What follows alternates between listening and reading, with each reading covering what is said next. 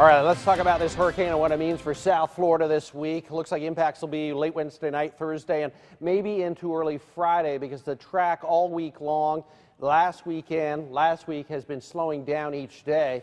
And tonight, impressive. Winds upgraded to 145 miles an hour. No surprise there. It looks very, very well developed. Actually, even a bigger storm than earlier today, and it is moving toward Haiti. Haiti already starting to feel the outer bands of this. Also, Cuba, you can see getting some of the high rain bands and outer bands of this storm overnight and into tomorrow too. So there's a look at it. About a 50-mile wide eye. Hurricane hunters almost nonstop flying through this for the past 7 days. Here's the forecast track. Haiti, unfortunately, will deal with a Category 4 hurricane overnight through tomorrow morning, and then working up into the Bahamas and the north coast of Cuba after that. It's still a 4. Winds at 130. That's Wednesday morning.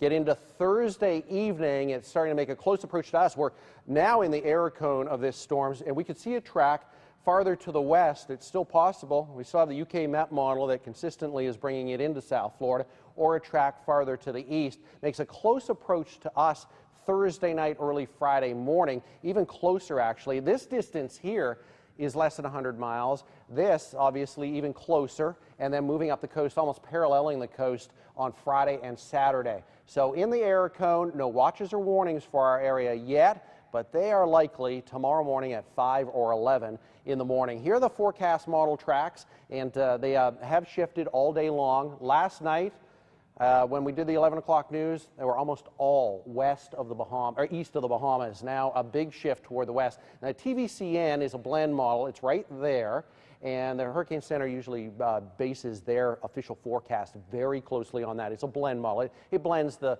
5, 6, or 7 best computer models in the world, and it takes an average.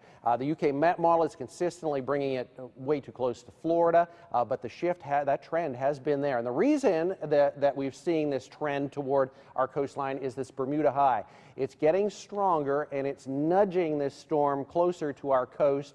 The trough is a little bit weaker too, so it sees that weakness and travels a little closer to our area.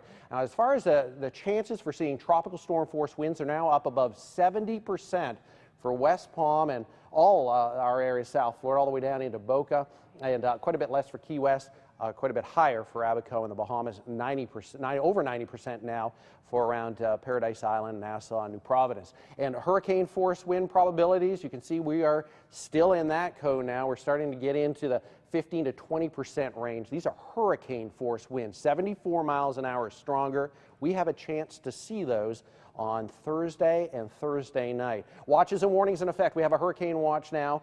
This was at 5 o'clock for the northwestern Bahamas. Obviously, we're next after that. If you live in the Bahamas, we have many viewers down through the Bahamas. Get your hurricane shutters up now. Watch has been issued. Hurricane conditions expected within the next 48 hours when a watch is issued, the next 36 hours when a warning is issued. Here is the wind field. Now there's Wednesday 11 p.m. There is Thursday morning 9:30 arriving to the coastline. These are 40, 50, and 60 mile an hour winds. It continues to push inland during the day Thursday night and starts to pull away on Friday. We are in along the coastline above 60 miles an hour now. This keeps getting higher and higher with each model run, so this is something to closely watch for us. As far as our area, Thursday, rain squalls, 40 to 60 miles an hour, some heavy rainfall, and massive beach erosion. Now over to James for the latest on the local weather and some big storms.